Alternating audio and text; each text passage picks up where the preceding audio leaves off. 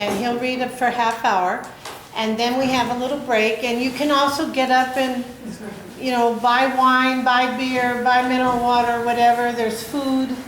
And Rob is at the back there, and he's the owner, and he's the one who allows us to do this. So everybody thank Rob. Amazing. Thanks for coming out. Okay, so our next poet is Crisosto Apache, originally from Mescalero, New Mexico, on the Mescalero Apache Reservation. They live in Lakewood. They're Apache and Diné, and they have an MFA from the Institute of American Indian Arts in Santa Fe. They have 2 books, Genesis, and a new book that just came out a few months ago, Ghost Word. So welcome, and thank you for coming.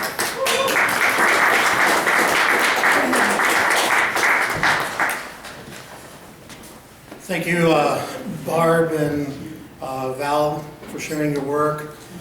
Thank you for our gallery for hosting this nice place for us. It's an honor to be here tonight. Well, I'm going to read a couple of poems from my first book, Genesis. This book is going to turn 4 at the end of this month.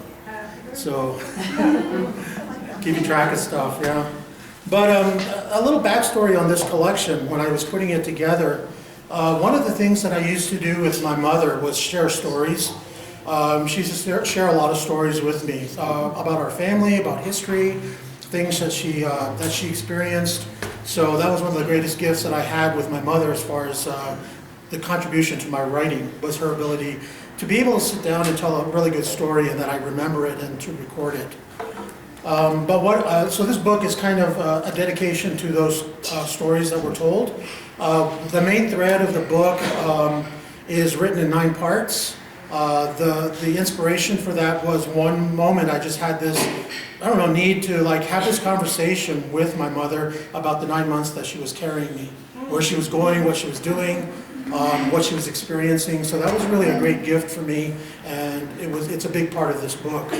So I've written in 9 months tiny snippets of poems of what she was talking about, also coupled with what was happening in the world at that same time. And this was between 1970 and 1971. One of the things that I found out through a little bit of research and back information gathering is that the world was going through this transformation, and most of the time during that moment was dedicated to lunar launches and to also nuclear testing, which I thought was very interesting. So a lot of that is coupled with this moment of where my mother was carrying me in utero, a moment of balance and destruction and discovery maybe. This book is highly experimental, which means I've experimented with the whole page. And it kind of reminds me of this moment of birth where it's just dying to get out and experiment and be involved in life and look however. So yes, that's what a little bit backstory behind the book. Part of this book was dedicated to treaty work. So the poem that I'm going to share with you is an excerpt from a treaty for the Apache people. It's the treaty with the Apache in 1852. What I've done with these excerpts is I've redacted them to kind of take back some of that life that was taken. So that's really how I use the redaction, and you can see it in the title. It's not really dedicated to the book of Genesis or to that extent, but it's really just kind of this idea of birth, a coming of being, sort of. All right. Apache, a treaty with the Apache, 1852. Articles of a treaty made and entered into at Santa Fe, New Mexico, on this first day of July in the year of our Lord, 1852, by and between Colonel E.V. Sumner, USA, commanding the 9th Department and in charge of the Executive Office of New Mexico, and John Grenier, Indian agent in and for the territory of New Mexico, and acting and superintendent of Indian affairs of said territory, representing the United States, and Suentes, Azules, Blancito, Negrito, Captain Simon, Captain Vuelta, and Mangus Colorados, chiefs acting on the part of the Apache Nation of Indians, situate and living within the limits of the United States. Redaction. And so this is the articles that came out of that, but I've changed it to represent, my own poetic contribution. X artifacts, unbroken treaties. Artifact 1, Dahle. Acknowledge endless run, acknowledge constant blood loss, acknowledge song, declare and disclose massive body piles, declare and disclose endless dirt mounds, declare and disclose loss of breath, unsubmit brutal legacies, unsubmit the binding authority, unsubmit rights to sunlight, return the life to itself, return life. Artifact 2, Nakai. Hostile as parasites in host to host is the body hostile. It cannot stop docile seekers from finding docile pickers, from picking enmity as reason for the hostile hostility, and seeking the found and resulting in death, hostile parasite, hostile body.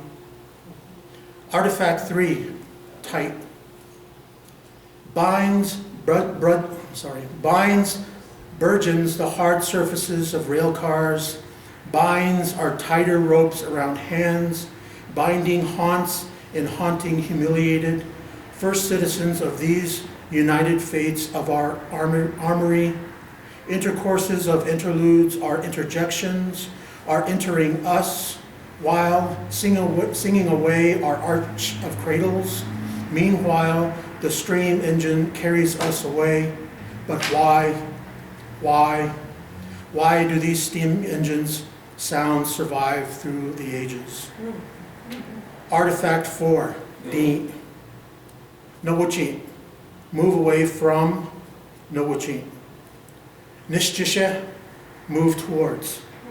Nishjisha, move away from the aggression, move away from the imposition, move away from the property, move away from the territorial possessions, move away from the confining terms, move away from the terms which turn the worms inside these soils. Artifact 5, Achlai, binds burgeon the hands surface of rail cars, binds our tighter words around hands, binding necks, clearing platforms and creating hisses and hoisting hostages, still hangs, still hanging, still hung, binds our predators with preying predispositions as invasive species, invasive populations, binds, constricts as constrictions are to contradictions, as captives are to surrender, binds our federal agents, possessions, and property. Get off the property. Artifact 6, Pustani. As stated, murder purges, murder merges, murder maltreats Indians and the human convex and the human concave and the human coronary. As stated, convictions cauterize the capable, culpable criminals as savages. Artifact 7, Gustini. As so stipulated, authority is a gaveling nail indeed. Artifact 8, Tsabi.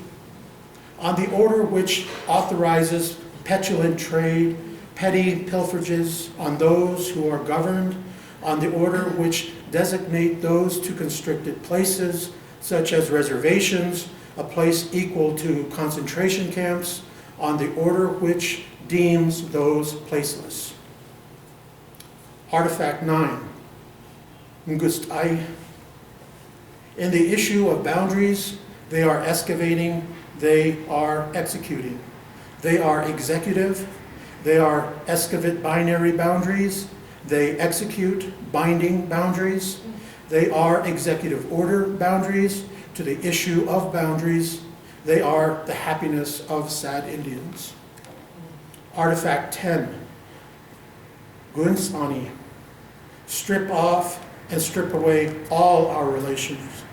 Strip off and strip away all liberal museum stipulations.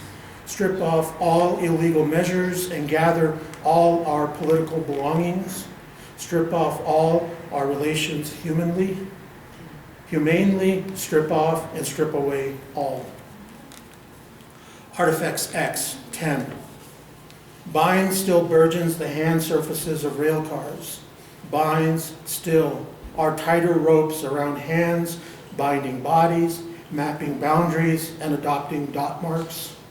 Binds still burgeon blankets to bodies, bodies to measles, influenza, and smallpox. Stipulations are still the happiness of sad Indians. In our redaction correction, their faith in this year of our correction redaction, their Lord, 8001, 852, to end all our prayers. Bikatu Don. So that's one of the this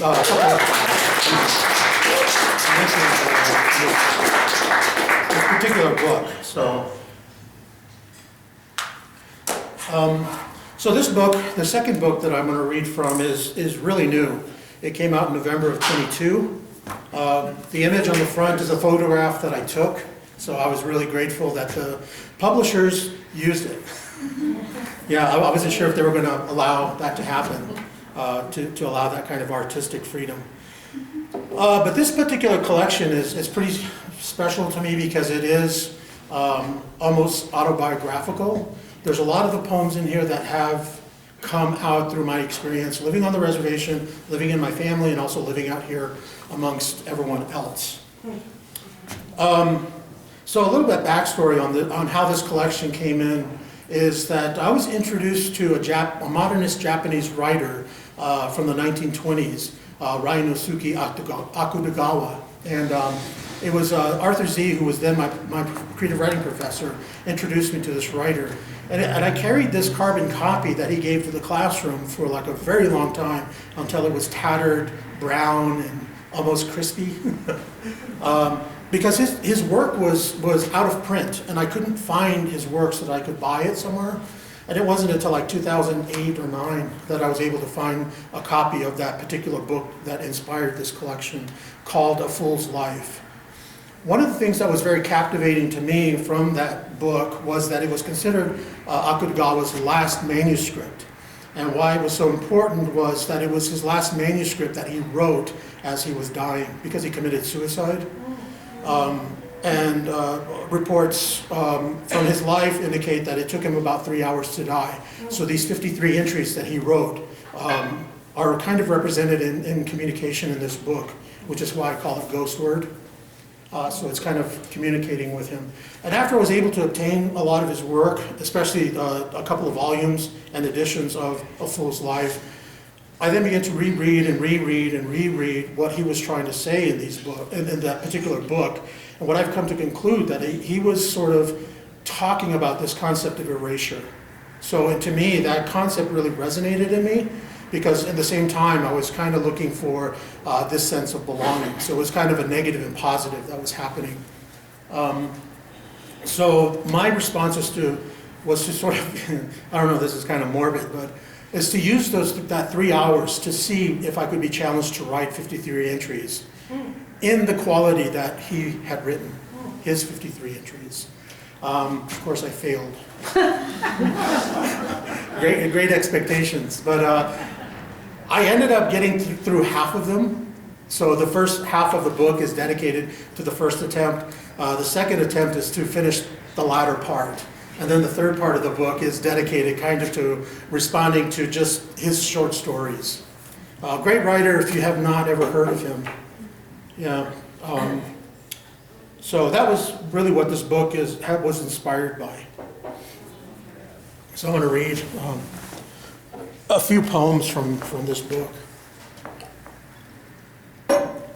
A lot of the titles for this poem mimic the same titles as Akutagawa, but some of them kind of change, almost kind of. And all of these poems were published by the Poetry Foundation's website. They picked up about 5 of these poems and published it on there, for which I was really grateful.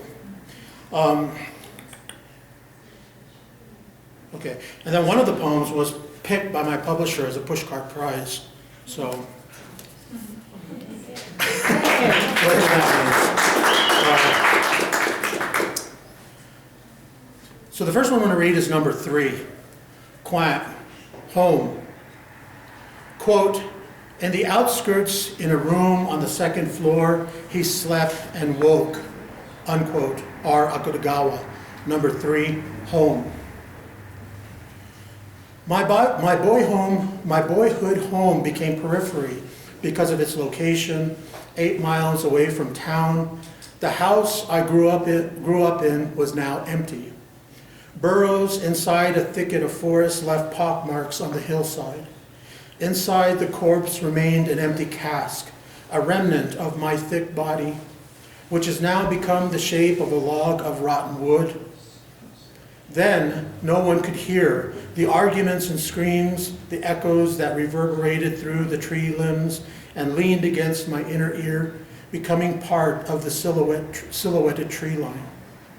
Outside, along a small embankment next to the empty house, where I used to lie sideways with my head nearest the ground, where I watched the soldier beetles carelessly roam below the swaying parabola of slumping sunflowers, where a tuft of sod imprints a smudge lasting.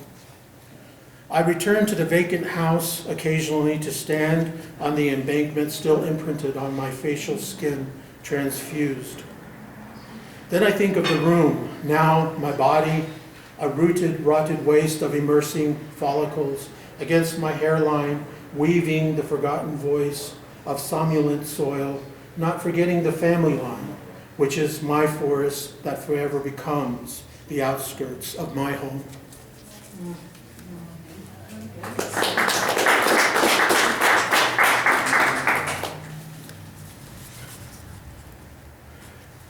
Okay, number 10, teachers. Quote, in the autumn sunlight, the oak stirring, not a slightest twig's leaf, unquote. R. Akutagawa, number 10, mentor. Hauling around these legitimate crates containing copies of authors' signed books, old manuscripts, and scraps of paper, along with my own rejected scriptures, that reveals the extensions of exerted tree branches and connections to frail bridges over land masses and the remaining voices of contained bodies of water. The stationery mentions semantic connections inside each sheet of flattened pulp, concealing all my belongings. Belongings I thought would make me a better writer.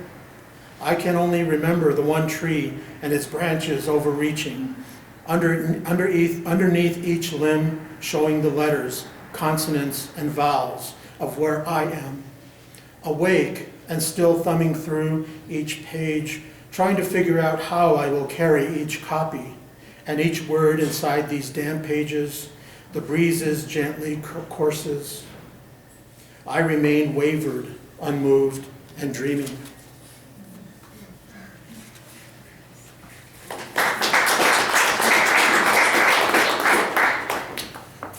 This next one is called 17, Moth. Quote, in wind reeking of duckweed, a butterfly flashed, unquote. R. Akutagawa, number 17, Butterfly. I somehow, a nocturid maturing larvae, left flapping helplessly for a time, in a squall of blank wind still relentless, releasing the metallic feather dust from my wings. Many nights have come and gone, and I helplessly flutter by ferociously, and jutting against the bulb with each passing nightly a plummeting impact. Each bombardment sends flecks of dust, discharging away from my plumeless body. At the final flicker, the light fades and dawn emerges, a descending filament flying outward in the approaching light, coarsely settling on my rumpled cheek as a bruise.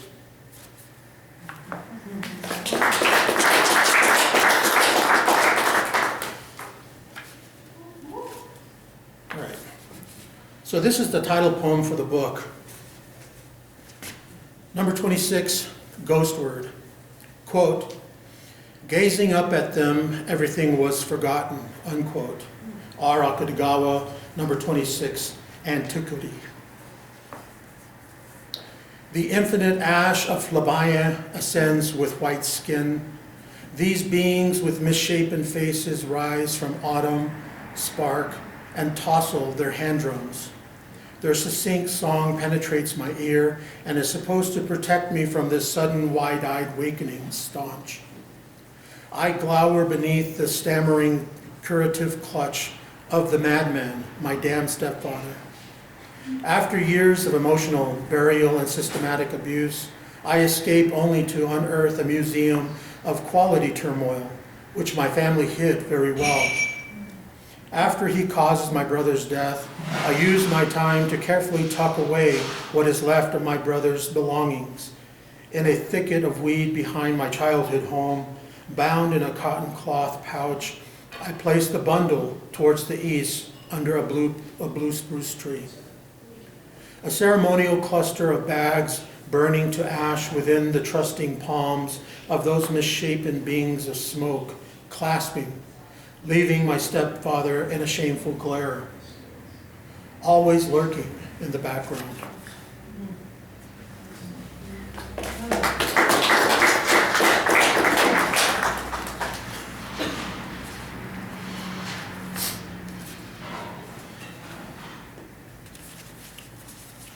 So this story, this poem is one of those poems that's inspired by a story that has come from my mother.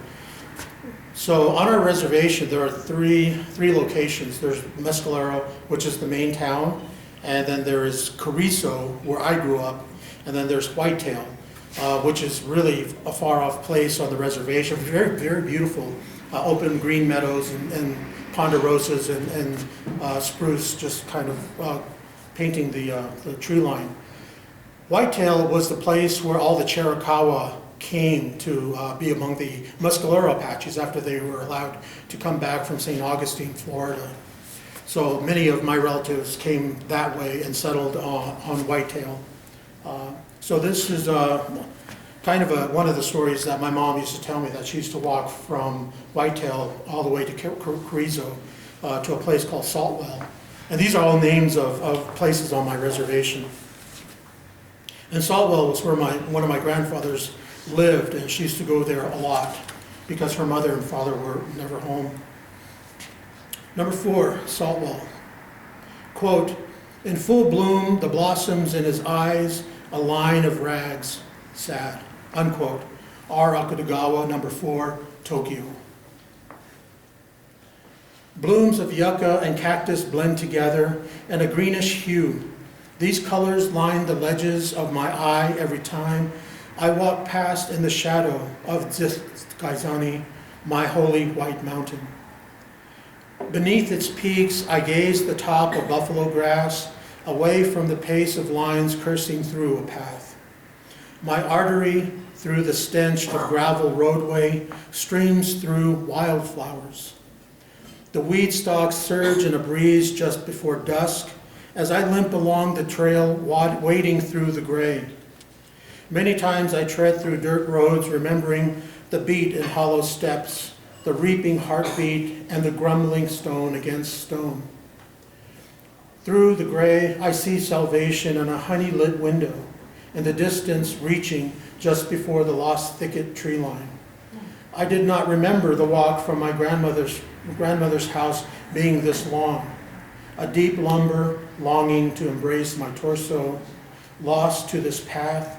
My legs linger, hobbling as horses do in the nearby pastures. The long walk was longer than I care to remember.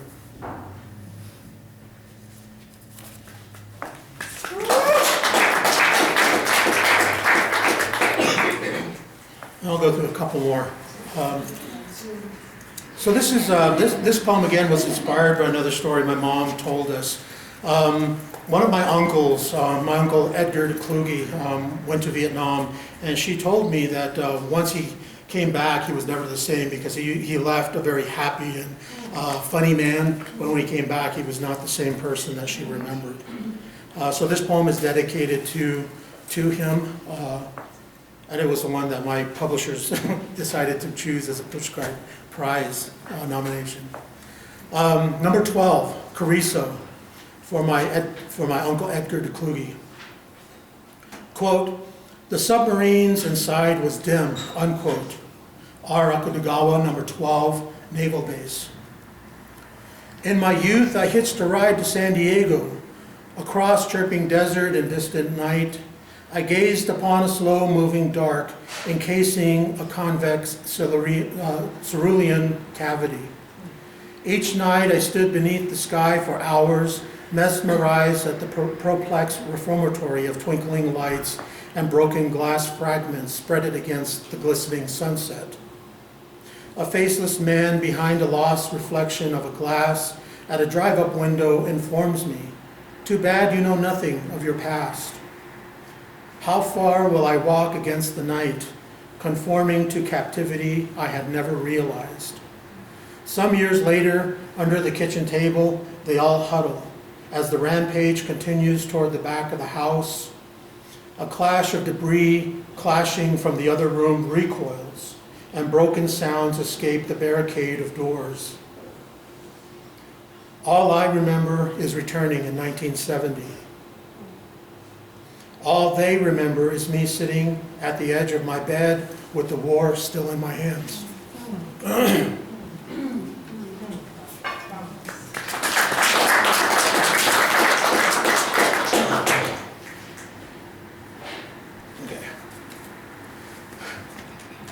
This one's in the third section, and when we were children, I used to live with my father and his mother on his reservation, which is where I'm Dene on my father's side. His reservation was called Tuhajale, and that just means where the water originates. Tuh being water, Haja is like where, and Hajale is like specifically there, is locating a specific place. So when we were young, we kind of grew up in the traditional sense of butchering sheep, and that's where you got a lot of the protein to eat. So this is kind of a memory from that. It's called Fold. Quote, "A dog, constantly teased, will not rapidly jump at a piece of meat thrown at him once in a while," unquote. R. Akutagawa, Yam Gruel. Like that hanging lamb trying to find peace inside, as you move in a greater number through the arroyos, you turn like a flock of birds undulating in flight. Upon arrival and upon entry, you gather to the back toward the far end of the corral, as you always have done. Like that hanging lamb trying to find peace inside, where there are no fine wools or beds of brush, only a time which shapes endless crests and plateaus, a safe place to curl when night falls. Like that hanging lamb trying to find peace inside, from a slight incision, it is for a time your life to flow down your neck in a small violet pool below. You will keep me alive if you are well prepared with the care of skins, internal organs, and range of meats, each signifying a purpose to partake. Like that hanging lamb, trying to find peace inside, with this blade in hand, I feel the quiver quick of your final sigh as you enter in and become part of me. I must now acknowledge and understand this burden when one day I must commit this violent act, but in turn, you will save the life which is mine.